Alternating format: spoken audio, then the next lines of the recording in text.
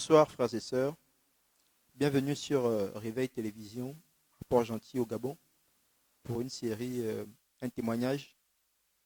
Nous avons un frère à mes côtés qui va se présenter tout à l'heure, il va nous dire, euh, va nous raconter un peu comment le Seigneur l'a tiré du monde des ténèbres à la lumière. Mais sans plus tarder, je ne vais pas m'expliquer à sa place, il va se présenter d'abord. Frère, comment tu t'appelles? Oui, je m'appelle Rockero, Rockerman. Je suis de nationalité gabonaise. Et est-ce que vous pouvez nous en dire un peu plus sur la région? Vous êtes de Port-Gentil, vous êtes Oui, je suis autochtone de Port-Gentil, précisément du Fer-Navaz, Sunkomi, d'ethnie, du côté de Partenel comme du côté Martenel. donc vous avez grandi à Port-Gentil, vous êtes né à Port-Gentil. Oui, effectivement. Et est-ce que je peux te tutoyer, tu es mon frère, n'est-ce pas? Est-ce que tu peux nous raconter un peu comment tu as grandi et dans quelles conditions avant de rentrer un peu plus dans ton témoignage? Oui, j'ai grandi ici à Port-Gentil. J'ai grandi ici à Port-Gentil et j'ai été élevé personnellement par ma mère parce que mon père m'a abandonné à bas âge, donc je peux dire que j'ai été élevé par ma mère. Et ma vie a commencé à se compliquer à l'âge de 13 ans, 14 ans. Je me souviens que ces jours-là, je sortais de l'école, je sortais des cours. Un midi, j'ai rencontré un jeune homme, un jeune homme qui se prénommait Coyote. Et ces derniers, lorsque je l'ai côtoyé, ni des amis, et ces derniers m'a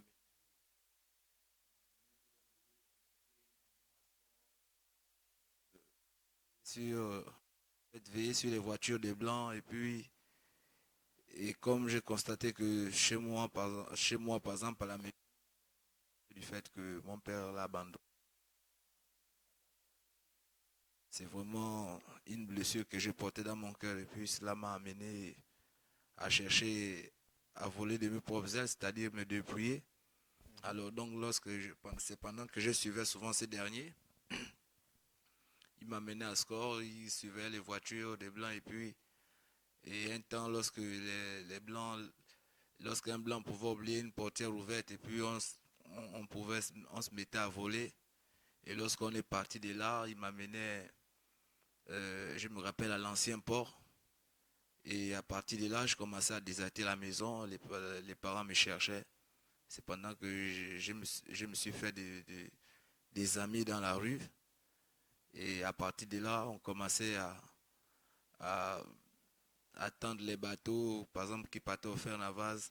Et lorsque ces bateaux venaient, on pouvait faire des bricoles, on pouvait voler pour se faire de l'argent. Et à partir de là, j'ai appris à fumer à l'âge de 14 ans. J'ai commencé à fumer la cigarette. Alors ce dernier qui était mon ami m'a amené, je me rappelle, dans un quartier appelé le quartier chic. Oui. Il m'a amené au quartier chic. En allant là-bas, il y avait un groupe de bandits, en un mot, un groupe de bandits qu'on appelait les Bostonniers. Et ces derniers, c'était des danseurs. Ils dansaient la one sex, comme ils l'appelaient, la one sex, la classique. Et puis, d'un coup, je me suis intéressé à la danse.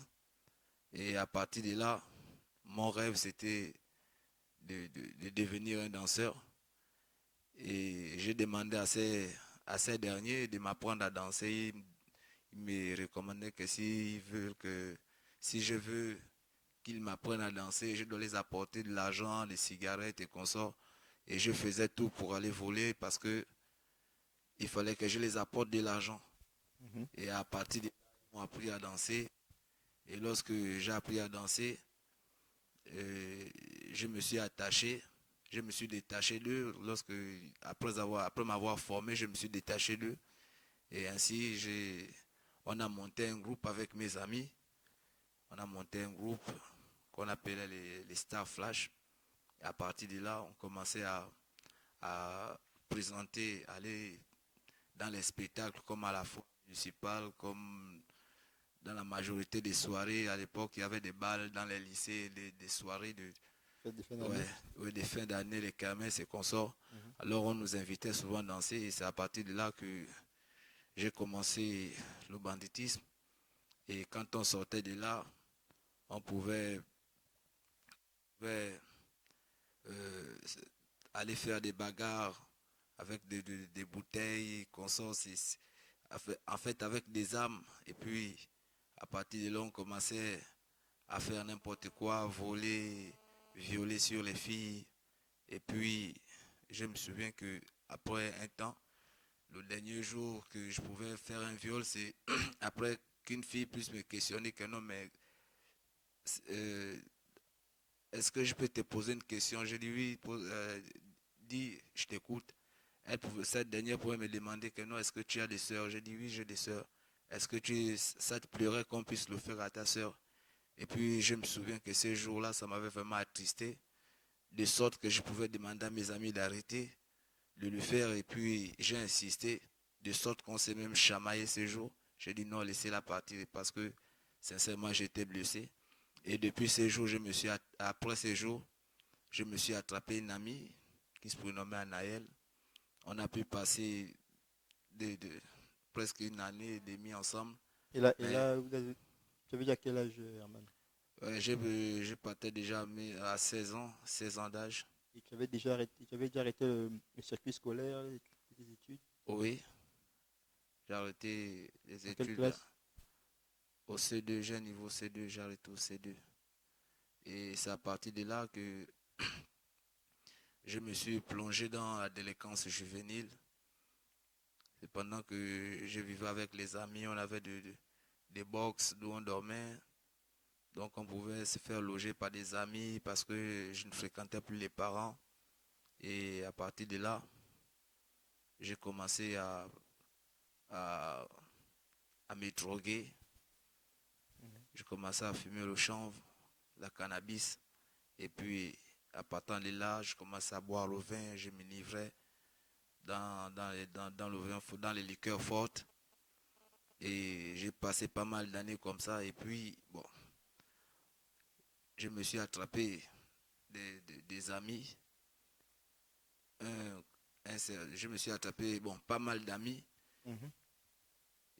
Et je réalise qu'aujourd'hui, ils sont plus que la paix à leur âme. Je pouvais avoir trois amis. Tu veux dire que tu as perdu des amis dans la rue Oui, j'ai à cause perdu. de la délinquance, Oui. de la délinquance dans laquelle vous étiez? Oui. Est-ce que tu peux nous dire à peu près combien?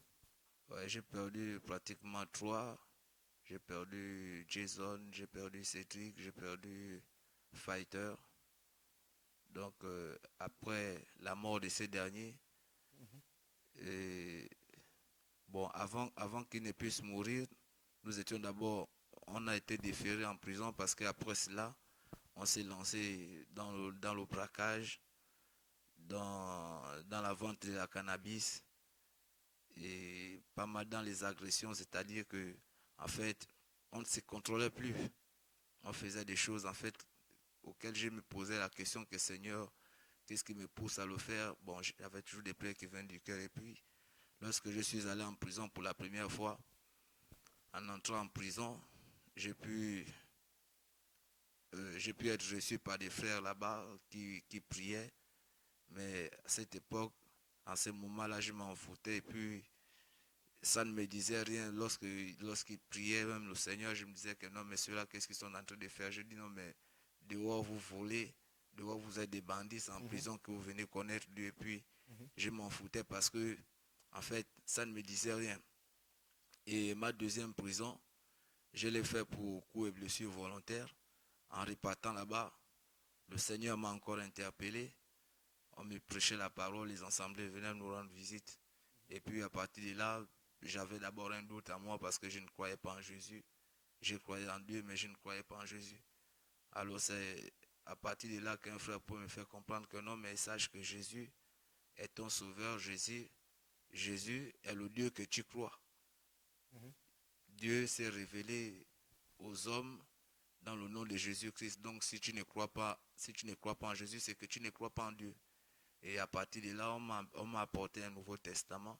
Mhm. Et lorsqu'on m'a apporté le Nouveau Testament, et je commençais à le lire, mais je ne comprenais pas ce que je lisais. Mhm. Et Et, après et ça, là, et là, excuse-moi de te couper. oui, C'est tu as ta première prison, tu as quel âge quand tu y vas? quand j'ai fait ma première prison, j'avais 19 ans. Et la deuxième? La deuxième, je l'ai fait, j'avais 23 ans. Donc on peut dire que ta première rencontre avec l'évangile, Oui. c'est en prison. Même pas en prison, dehors, il y a des moments où je passais, il y a des gens qui m'arrêtaient, qui me parlaient de Jésus, Mhm. mais tellement que j'étais dans l'endurcissement et dans l'incrédulité, je les menaçais, parfois d'autres. Bon, je l'écoutais juste pour les faire plaisir, mais Ça rentrait pas dans le ça ne cœur. rentrait pas dans mon cœur. Oui. Mhm. Ensuite, Et c'est quand je sors de ma deuxième prison, quand je sors de la deuxième prison, et là encore, je réalise que c'est comme si j'étais devenu, je sais pas, une star. C'est comme si j'étais devenu plus qu'une star parce que d'autres venaient même me voir en prison, des filles qui venaient même me rendre visite que je connaissais pas, que non, j'ai entendu parler de toi, Leroy, mais je t'avais jamais vu, c'est pourquoi c'est venu te voir de toutes les façons. Moi, je veux avoir des relations avec toi à ta sortie et tout ça. ok. Donc, Tu étais devenu un caïd et avec, tu avais une réputation, quoi. ça, C'est ça? oui. Voilà. Et puis, c'est ainsi que mon nom pouvait prendre l'ampleur d'un Port-Gentil. Et quand je suis sorti, du fait que je n'ai pas accepté le Seigneur, et je pense que ma situation s'est empirée. Et non seulement ça, je suis allé passer des initiations. Mes parents m'ont amené passer des initiations. Je me suis fait initier au Biti. Je me suis fait initier au Muri, qu'ils appellent le diable. Mhm. Et j'ai passé encore des années comme ça. J'ai passé des années dans ça. Et puis, un temps, j'ai réalisé à moi-même que, en fait, je suis allé là-bas, c'est pour que ma vie puisse changer. Mais j'ai réalisé que, en fait, je vivais même le pire qu'auparavant. Mhm. Et je me suis rendu compte que tout ça, ce n'était que des illusions que je me faisais.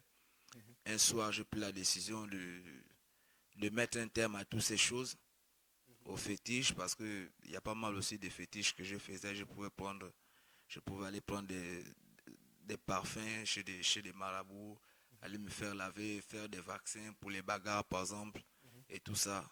Donc, à partir de là, j'ai commencé à réaliser que tout ça, c'était que des illusions que je me faisais. Et un bon soir, j'ai pris cette corbeille, cette fameuse corbeille qui était soi-disant ma vie, qui me protégeait. Est-ce que vous pouvez expliquer c'est quoi cette corbeille? Qu'est-ce qu'il y avait dedans? Qu'est-ce que ça représentait? Ouais, cette corbeille avait, disons, des gris-gris à l'intérieur qui prétendaient être ma protection, mes protections. Et lorsque, et lorsque ces protections étaient montées, c'était devant moi que mon père spirituel pouvait prendre les cheveux de l'avant, les cheveux de l'arrière, les ongles, les consorts, la saleté. Et puis je me suis posé la question que non, mais comment ma propre saleté, par exemple, mes cheveux vont devenir ma protection. Mhm. Et puis l'esprit m'a mené à réaliser que ce n'était que des illusions que je me faisais. Et puis un bon soir, j'ai pris la décision de mettre un terme à ça. Je n'étais pas encore converti. Et je suis allé quelque part vers le château, à l'océan, vers l'océan. Je suis allé là-bas et j'ai acheté une boîte d'allumettes avec du pétrole. Arrivé à l'océan, j'ai dit non Seigneur, si c'est toi qui m'as créé, si c'est toi qui m'as créé, prends le contrôle parce que moi je suis venu brûler ces choses parce qu'il paraîtrait que si je, je fais de ça n'importe quoi, je vais mourir. Alors c'est pendant que lorsque je brûle ça, si je meurs, amène-moi vers toi parce que je ne veux plus vivre avec ça. Ouais. Et c'est ainsi que j'ai incendié ça. Et après cela, c'est ainsi que je pouvais renoncer à pas mal de choses, le vol, les consorts. Et je me suis lancé dans la vente de la cannabis, donc le chanvre. Mhm. Je commençais à vendre le champ pour avoir de l'argent. Et je n'avais pas, en fait, de motivation de travailler parce que j'étais habitué à l'argent facile. Mhm. Donc je pouvais avoir pas mal de personnes. Au moins dans le cadre des quartiers de Port-Gentil, j'avais toujours quelqu'un que je pouvais positionner pour, Avec ton propre réseau que voilà. voilà. Et par rapport à cela, j'ai j'ai ouvert, je me suis infiltré dans un groupe que beaucoup de personnes ont connu ici à Port-Gentil, appelé Babylone. Et lorsque je me suis infiltré à Babylone, et je pense que c'était encore le pire parce que c'était vraiment une catastrophe. Lorsque quelqu'un avait affaire en fait à un élément du groupe, on pouvait partir, faire un boucan dans un quartier, frapper les gens, poignarder et tout ça. Et j'ai réalisé que ce que je faisais, c'était pas bon. Et à partir de là, bon, à partir de là, il y a eu de sérieux problèmes d'où j'étais recherché. Et je me suis enfui, je suis allé m'exiler quelque part dans un village. Et arrivé au village, j'ai fait plus de 9 mois, 10 mois. Et je suis revenu. En revenant, tout était déjà en ordre. Et c'est ainsi que euh, un matin, je suis allé manger dans un restaurant. J'ai raconté un flic de la PJ qui me recherchait au moment là. Mhm. Il m'a croisé au restaurant. Il me dit non mais Leroy, tu pensais t'échapper et maintenant là tu es où? Et je lui ai demandé pardon. Il me dit non, de toutes les façons, moi je ne te condamne pas. Dieu veut que tu changes. C'est un policier C'est le qui... policier qui t'a Oui, parlé c'est de. le policier qui me dit ça. Waouh. Il me dit non, mais Dieu veut que tu changes. Et ça m'avait vraiment écœuré. Parce que je suis rentré, j'étais vraiment triste. Et voici que malgré cela, je vendais toujours le tabac, je vivais toujours dans l'impudicité, les femmes et tout ça, le sexe. Et cependant, je vivais avec une amie. Alors, il savait que ce soir-là, je ne voulais pas que ma petite amie sorte. Et j'ai constaté qu'elle est sortie. C'est ainsi que je l'ai appelée. C'est ainsi que je l'ai appelée. J'ai essayé d'appeler dans son numéro, ça ne passait pas. Comme je connaissais la majorité de boîtes de nuit, des snacks qu'elle fréquentait, je me suis rendu dans un snack et je l'ai croisée. En discutant avec elle, c'est sa copine qui pouvait me menacer, me traiter de n'importe quoi. C'est ainsi que par la colère, je commençais à frapper sa copine Mhm. et je l'avais poignardée avec une bouteille. Et cette dernière et sa famille n'ont pas apprécié cela et ils m'ont envoyé en prison. C'est comme ça que je vais en prison pour la troisième fois. Ok. Et en allant en prison pour la troisième fois, là encore, je pense que le Seigneur pouvant comme interpeller. Et je me suis donné, je me suis repenti avec les frères qui étaient là-bas en prison.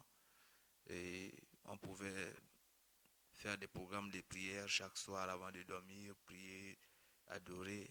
Et à partir de là, je pouvais prendre la décision de servir le Seigneur. Mhm. Alors, et j'ai fait pratiquement un an. Un an. Et après les un an, j'ai été libéré par la grâce de Dieu. Et au sorti, j'avais pris l'engagement de servir le Seigneur. Et en sortant devant la barrière de la prison centrale, j'étais debout, j'observais la route, de quel côté où partir. Alors c'est ainsi que j'ai croisé une femme, bon une fille, ma génération qui pouvait me demander que non mais tu étais en voyage. Je dis non, je n'étais pas en voyage, je sors de prison. Mhm. Et cette dernière pouvait m'inviter à aller manger et boire. Je lui ai dit non, je ne suis pas dispo et tout ça parce qu'il faudrait que j'entre d'abord chez moi. Elle a insisté et de sorte que elle m'a vraiment harcelé, disons. Mhm. Et puis j'ai persisté.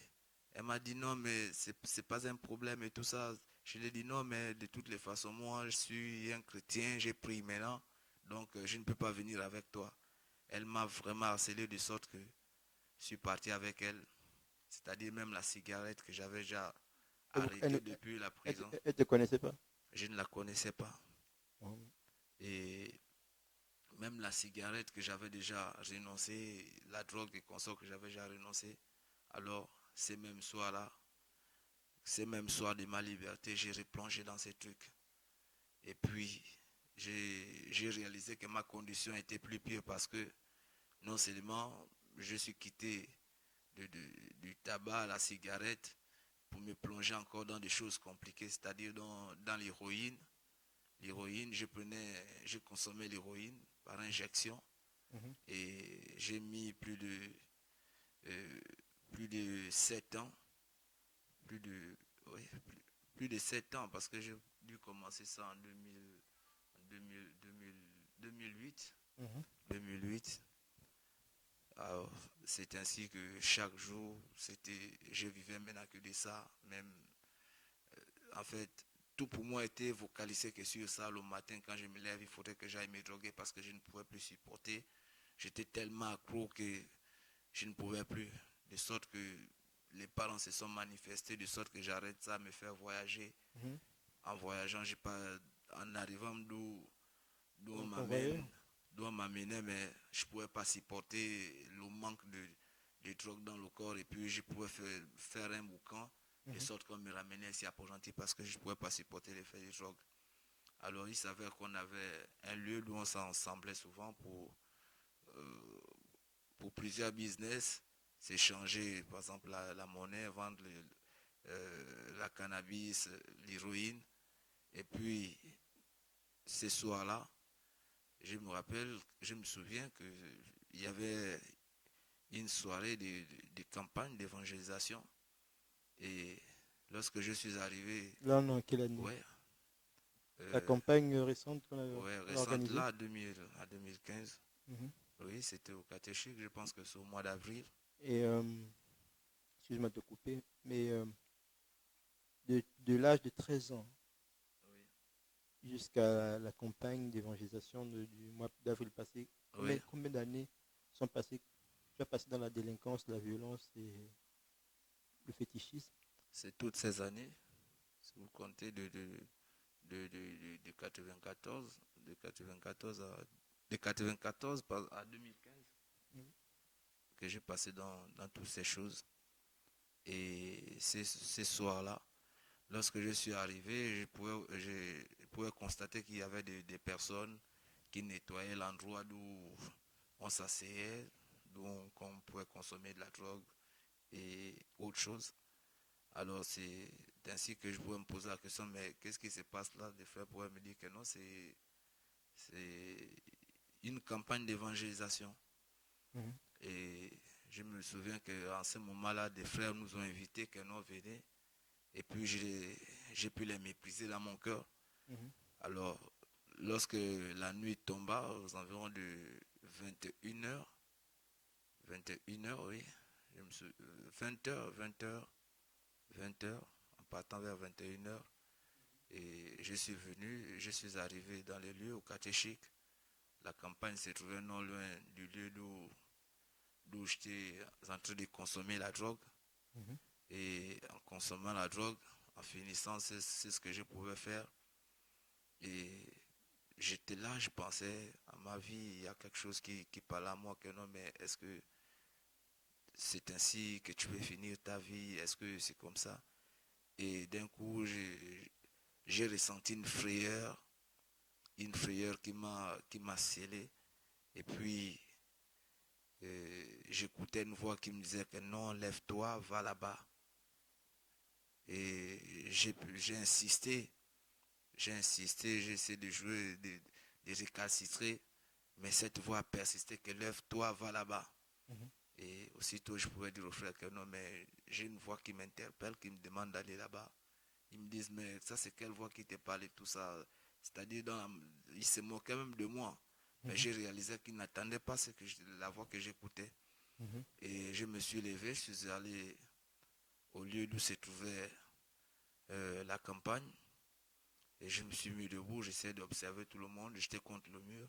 Et Mhm. là encore, une voix encore vient me dire, non, c'est pas là où tu dois te mettre, va là-bas devant va là-bas devant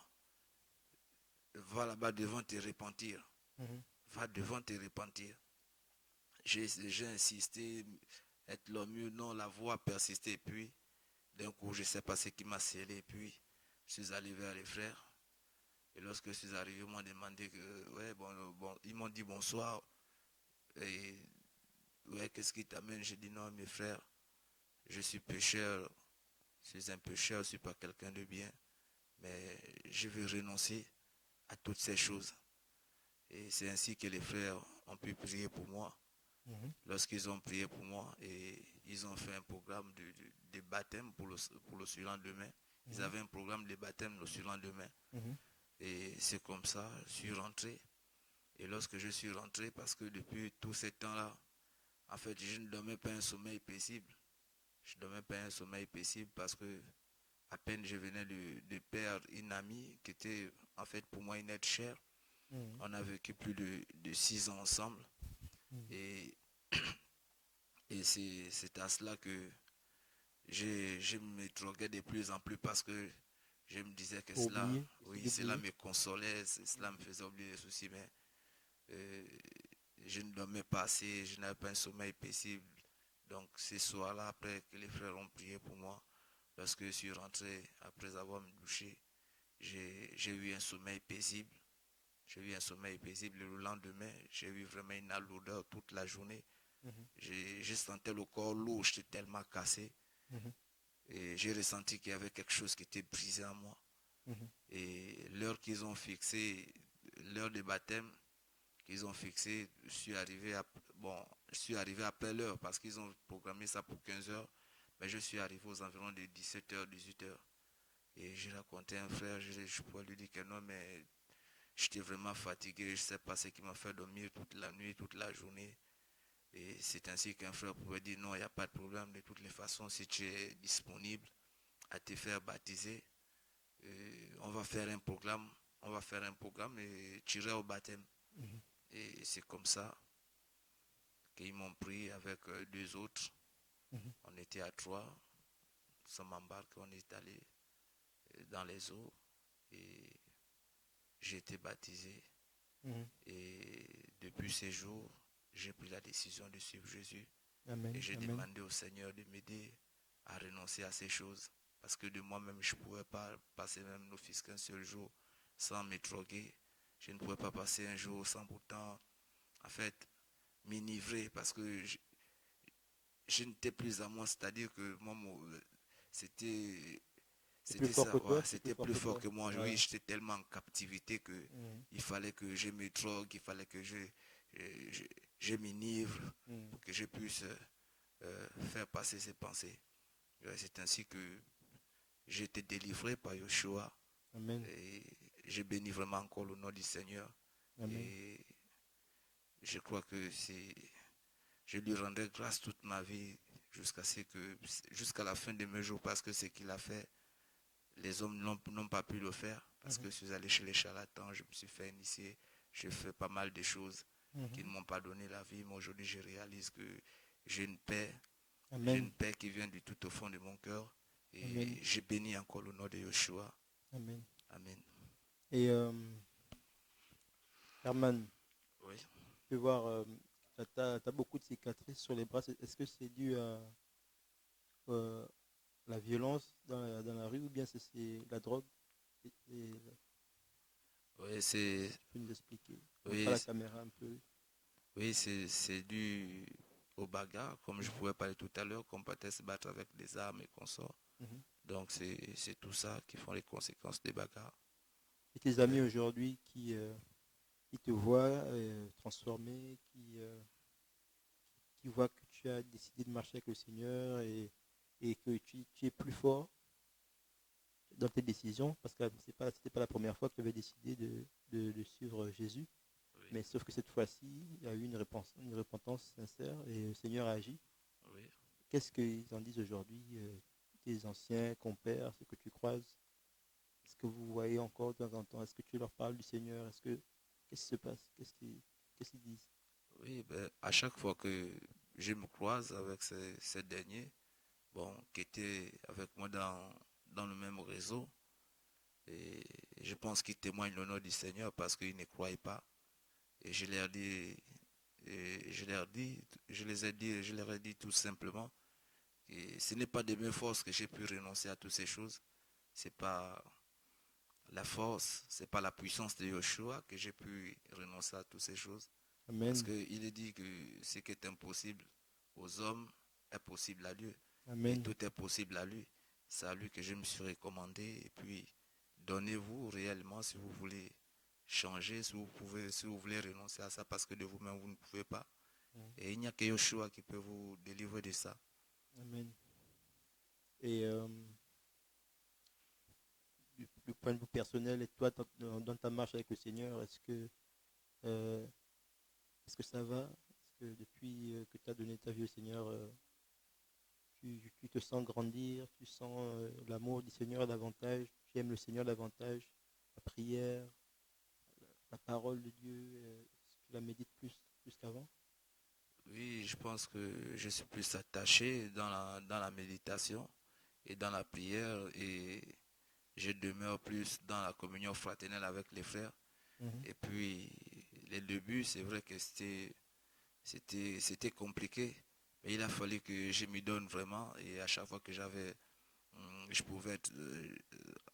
pouvais être persécuté, c'est-à-dire être dans la tentation, par exemple, dans les métroquets ou faire des choses, des désirs, en fait, qui ne glorifient pas le Seigneur. Mhm. Je pouvais prier et appeler un frère, Mhm. et aussitôt, il venait me soutenir dans la prière. Mhm. Il venait me soutenir dans la prière et puis ça me fortifiait. Et jusqu'alors, je ne réalise pas que je suis hors de toutes ces choses. Parce que j'étais vraiment accro et captive à ces choses. Amen. Amen. Donc, frères et sœurs, vous voyez à quel point Satan peut emprisonner une vie. Et vous avez entendu comment Herman disait que tout est parti de l'abandon, d'un rejet paternel. Oui, Et ensuite, ça en est suivi une descente aux enfers, si on peut dire ça comme ça. Il s'est enfoncé de plus en plus dans la violence. Et le Seigneur est parti chercher Herman au, au fond de cette violence, dans la prison, une prison physique, mais aussi une prison spirituelle. Et vraiment, c'est un témoignage qui est touchant, qui édifie et qui fortifie pour toutes les personnes aussi qui regardent et qui sont dans la même situation. Sachez que le Seigneur Jésus délivre, peu importe la situation, peu importe la vie que vous menez, si vous venez à Jésus, si vous ouvrez votre cœur à Jésus, il est capable de délivrer, de transformer votre vie comme il a fait pour Herman. Donc, nous remercions le Seigneur de nous avoir donné un merveilleux frère qui, depuis qu'il est parmi nous, ne cesse d'être un outil puissant pour le Seigneur. Et juste une anecdote, Herman, est-ce que tu peux nous raconter euh, dans quelles conditions tu nous as menés la dernière fois voir des anciens amis qui, euh, qui vivent dans une décharge et comment ça se passe? Comment ils vivent dans une décharge? Est-ce que tu peux nous expliquer un peu comment l'organisation l'organisation en ce qui concerne la décharge, et à la décharge, il y a des gens qui vont simplement pour chercher à manger. Et il y a aussi des gens qui vont pour, pour leurs transactions, c'est-à-dire leur business. Il y a d'autres qui sont là pour vendre l'héroïne, il y a d'autres qui sont là pour, pour vendre la cannabis. C'est-à-dire il y a plusieurs business, des échanges de monnaie qui se passent là-bas. Donc, et j'ai été là-bas.